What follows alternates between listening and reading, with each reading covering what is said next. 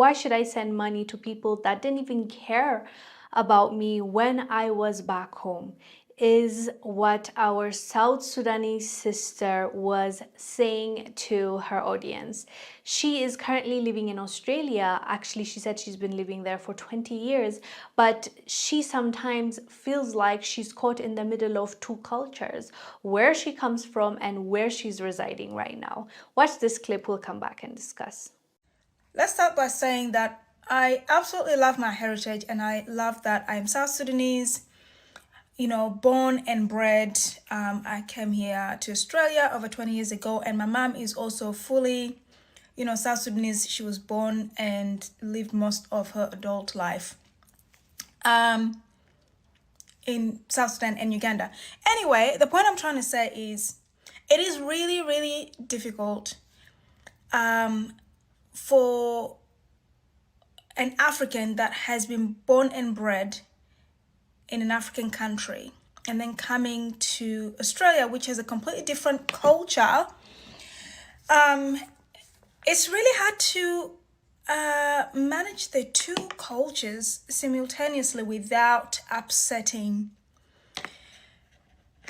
one side of the culture, especially I want to say like the African culture, because tell me why I still need to be sending money back home to people that didn't really care so much for us when we were there, but all of a sudden, we've come over here and they expect us to be sending them money, and and when you don't, they're like, oh, so you don't care about us anymore, you think you're better than us, all of this kind of stuff. And the worst thing is your African parents expect you to adhere to those responsibilities, even when they can see that it's two different cultures that you're trying to merge together and live your life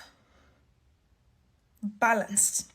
This is something a lot of people in the diaspora say. They, one, are caught in between. They know their culture, especially, the ones that moved years ago. They exercise their culture and their values, but then again, they have lived in a different place for so long. Now they also have a mix of that culture where they live in at the moment.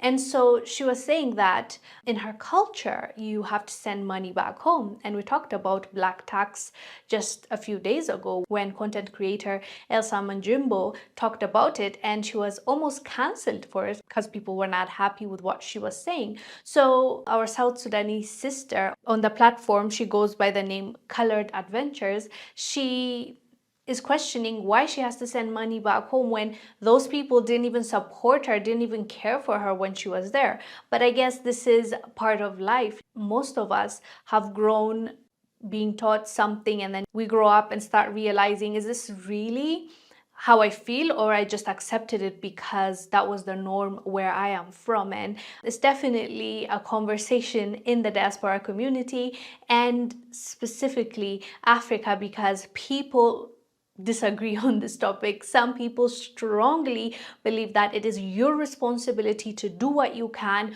when you leave your country and you're living abroad, but some others believe that even you deserve the nice things in life and you should be able to provide for yourself and have a safety net before even thinking about helping others. But it's a cultural thing, and as you know, culture is something that takes time to either accept or to let go of, and most people, it's hard for them to say no to that because that's all they know. Maybe their kids find it easier because they were never there in their homeland to learn it firsthand. Anyways, fam, what are your thoughts about culture and specifically in the diaspora?